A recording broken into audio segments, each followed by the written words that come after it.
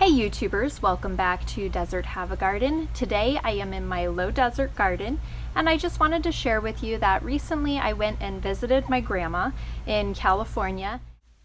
She recently celebrated her 85th birthday, so that was really exciting. I'm such a lucky girl to still have her in my life, and she taught me lots of really valuable life skills as I was growing up. And one of those things is gardening. Well, I am a vegetable gardener and I like to grow things that you can eat. She likes to grow things that are beautiful. So her yard is full of just color and life, and she has all kinds of blooming plants in her yard. And she wanted to share some of that with me. So one of the things she gave me was this potted plant, which is called Christ's Thorn. So this, I don't know if you can see it in the video here, it has thorns on it and it's real spiny. So it's kind of like a cactus, but it has all these really lovely little flowers on it. And so this is potted, and she wanted to give me that to kind of brighten up the yard. And I said, why not? I mean, I think that's a great idea. So I'll keep it out here next to our barrel because this area gets afternoon shade. And this plant, while it is hardy to high temperatures, it gets a little bit more than high temperatures here. So it won't get the full sun all day long. It'll get a little bit of a break in the late afternoon. But at the same time, it will be tolerant to our heat that can be up to 120 and even higher in the summer. A second plant that she gave me was a clipping from her Plumeria. So she has several Plumeria plants in her yard, and it grows kind of like a tree, and it's really tall and lovely and puts on these beautiful white flowers that are so fragrant. And she had some in pots that she wanted to give me, but it was just too big for me to fit for the drive back home. And so she took a cutting of this one here. And so I'm going to show you how I'm going to pot it.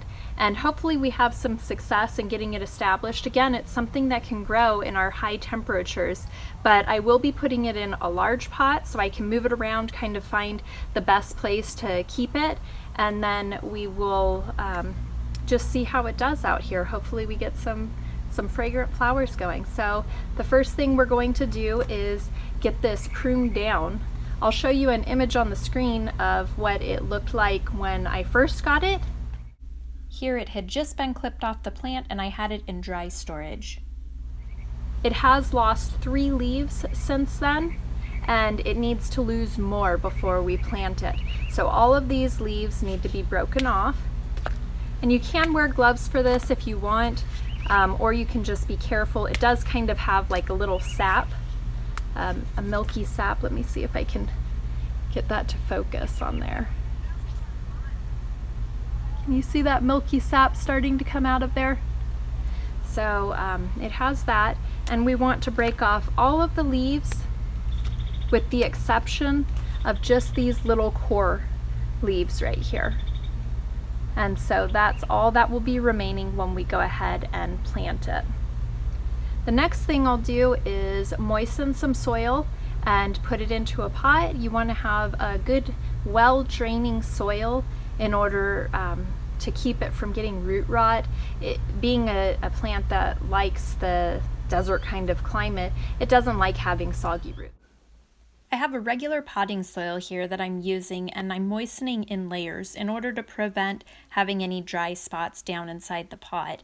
And if you have perlite to mix in, that's a good idea for better drainage, but I'll just kind of monitor the watering and feel around in the soil in order to make sure that it doesn't get too wet or soggy anywhere in there.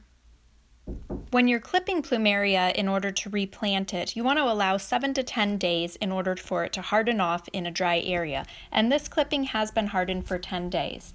Really, the longer the better for the clipping length, because you really want to jam it in there far in order to allow it to establish a nice root system. This one's a little on the short side, but I'm still optimistic that it'll get a good start going. Now you can see that I have the little Plumeria planted here, and it's right next to the Christ's Thorn. So this is going to be my colorful area of the garden. as a tribute to my grandma Mimi.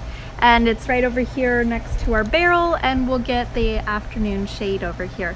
Now this little guy is just stuck in there, and hopefully it'll start growing up real quickly, and I'll be watering it just a little spritz every day until it gets established. So I hope you enjoyed this video. If you did, give me a thumbs up and subscribe for more updates in the future.